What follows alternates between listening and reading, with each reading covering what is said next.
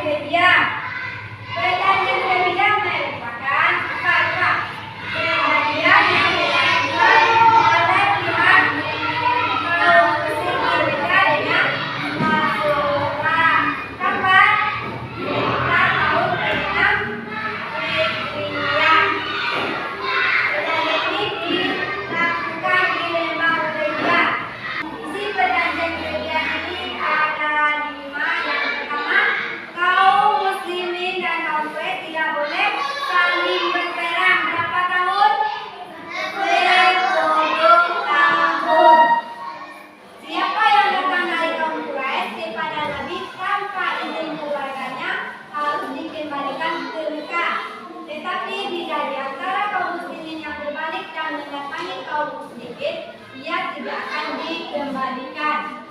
Berikutnya, tetapi di tengah perjalanannya kaum musyrikin dia berbelok, dia melanggar perjanjian yang telah disepakati. Jadi dalam perjanjian ini yang dirugikan adalah kaum muslimin. Jadi itulah yang materi kita. Ada pertanyaan dari anak-anak Ibu? Nah, kenapa? Kenapa dinamakan perjanjian Hudaybiyah? Nah, pertanyaan bagus. Kenapa dinamakan perjanjian Hudaybiyah? Kenapa tidak perjanjian yang lain? Ada yang tahu? Nah, jadi dinamakan perjanjian Hudaybiyah dikarenakan perjanjian ini dilakukan di lembah Hudaybiyah. Sekarang tolong buka bukunya halaman 109. Di sana ada juga diterangkan apa itu batu maka, apa itu perjanjian Hudaybiyah, apa itu Hudaybiyah. Tolong dibaca dulu ya. Setelah kita tadi membaca, memahami, ya, kita mengerjakan LKPD ya. Kepada adik tolong digantikan LKPD ini kepada teman-teman. Satu orang satu ya.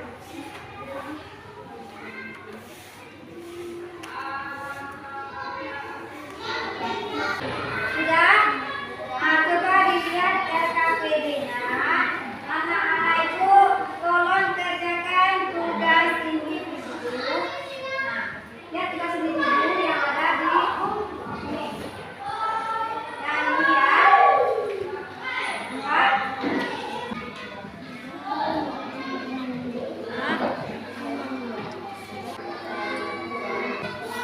Sekarang kita akan belajar kelompok.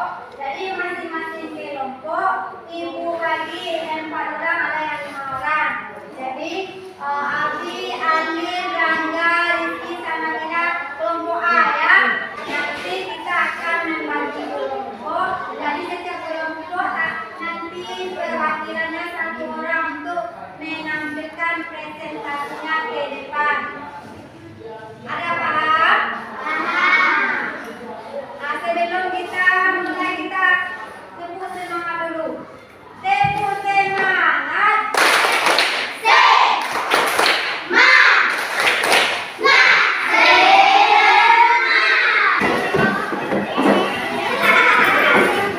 A, B, dan C. Nah, tolong sekarang kerjakan. Berdiskusi nanti ada nilainya bagi yang hadir, bagi yang tidak hadir. Nah,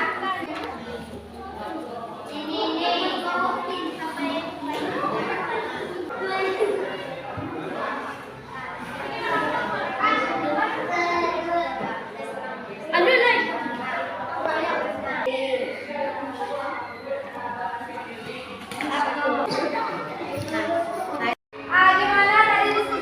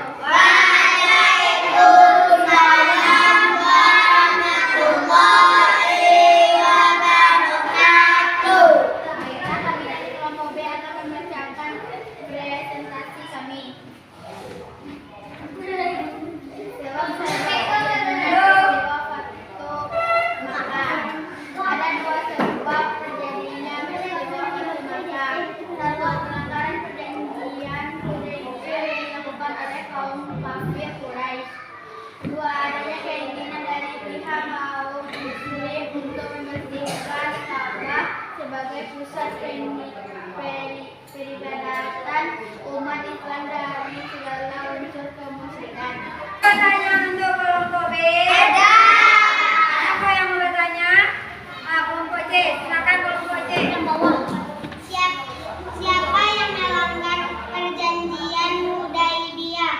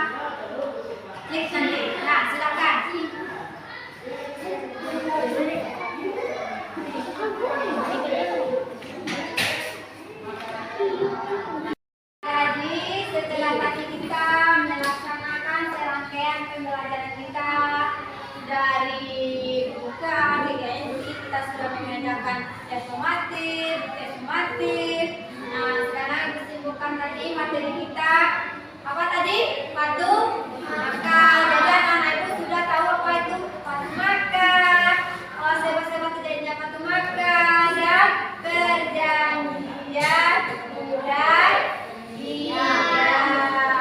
Jadi apakah anak-anak ibu sudah tahu tadi apa arti patung maka? Sudah tahu?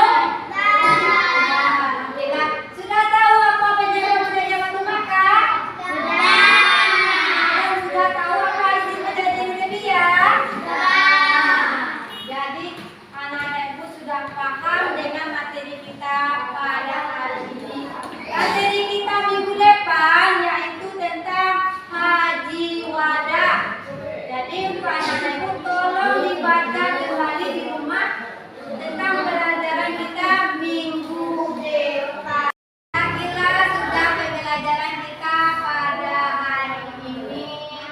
kita ucapkan Alhamdulillah.